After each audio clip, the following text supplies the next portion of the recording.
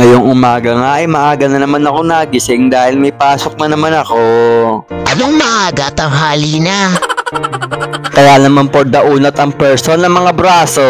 At pagkatapos ko nga mag-unat ay bumangon na ako. At pagbangon ko napatulala na ako. Kaso naisip ko kailangan ko ng maligo kasi baka malate pa ako. Naliligo ko pala. At pagkatapos ko nga maligo, pinupunasan ko maigi ng tuwalya yung ulo ko. Para nang sa ganun, matuyo agad yung buhok ko. Pag hindi kasi masyadong tuyo, ay pwedeng bumaho yung ulo mo. Mabaho naman talaga ang ulo mo.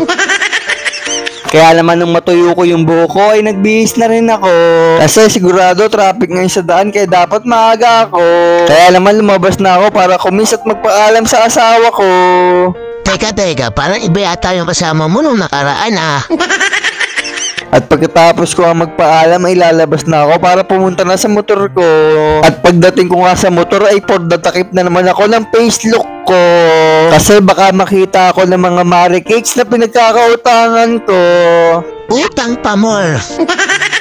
Kaya naman wala akong choice kundi itago ang beauty ko. At pagkatapos ko nga magsuot ng face mask ay nag-helmet na rin ako. Para naman lagi akong safe sa biyahe ko. At pagkatapos ko nga mag-ayos ay umalis na agad ako. Dahan-dahan nga lang ang patakbo ko para safety ako makakarating sa pupuntahan ko. Pero bago nga pala ako dumiretso sa trabaho ko ay dumaan muna ako sa 7-Eleven. Ito nga pala yung mga binili ko na magiging umagahan ko ngayon. Wow, ang dami naman yan. Dalawa nga pala yung lucky day ko dyan pero hindi ko naman yan parehas inumin. Para bukas kasi yung isa dyan para hindi ako antukin. At dahil nga gutom na ako at baka malate pa ako kaya kumain na ako.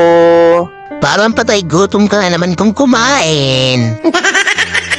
Lagi nga pala akong kumakain ng kanin sa umaga para hindi ako magutom. At pagkatapos ko naman kumain ng kanin ay iinom ako ng lucky day para hindi ako antok-antok sa trabaho. Sus, hindi totoo yan. Mamaya tulog ka na naman sa trabaho mo. At pagkatapos ko ang kumain ay umalis na agad ako. At ilang minuto nga lang pala ang nakalipas na pagdadrive ko ay nakarating na agad ako sa SM na pinag-dutyhan ko. Kaya naman for the hanap ako ng paparkingan ng motor ko. Kaya nung nakapag-park na ako ng motor ay naghubad na ako ng helmet at face mask ko. Sobrang init kasi ng panahon kaya bahala na kung makita ko ng mga pinagkakautangan ko. Ihanda mo lang ang pambayad mo. Kaya buti na lang nakapasok agad ako ng mall kaya feel ko safe na ako sa mga taong pinagkakautangan ko. Kaya naman for the lakad na naman ng konti ang person papunta sa pinagdudutihan ko. At pagdating nga sa pinagdudutihan ko ay nag-ayos muna ako ng buhok ko. Tama na yan, wala namang magbabago eh. Para nang sa ganon ay hindi naman gulo-gulo ang buhok ko. At pagkatapos kong ayusin ang buhok ko ay magpapakit muna ako ng konti. Nasaan yung cute doon? At sinuot ko na nga rin pala agad tong uniform ko. Tapos ibinutonos ko na nga rin pala tong bandang leeg nito. Bago sinunod kong ilagay yung necktie ko. Higpitan mo pa kasi gusto ko masakali ka. Kaya naman ng pagkatapos ko mag-uniform ay chinek ko muna yung buong katawan ko kung may kulang pa sa uniform ko. Oh, kulang pa. Kulang pa yung tornilyo mo sa utak mo. At nung nakabihis na nga ako ay lalabas na ako sa labas para naman simulan ang duty ko.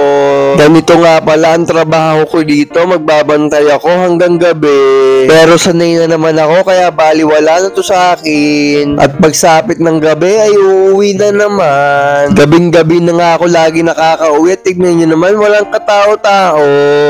Aba, oo nga no. Wawa ka naman. Kaya naman naglakad na ako papunta sa motor ko. Ito nga pala yung motor ko, nakasakasama ko lagi araw-araw sa trabaho. Kaya naman sobrang halaga talaga sa akin ito. Sana all nakikita ang halaga. Kaya naman nag-drive na ako para makauwi na ako. At makalipas nga lang ang ilang minuto ay nasa bahay na ako. Natapos na naman nga ang isang napakahabang araw. Kaya hanggang dito na nga lang pala muna tong video ko. At ngayon nga ay magpapaalam na ako. Kaya sige na. Bye-bye!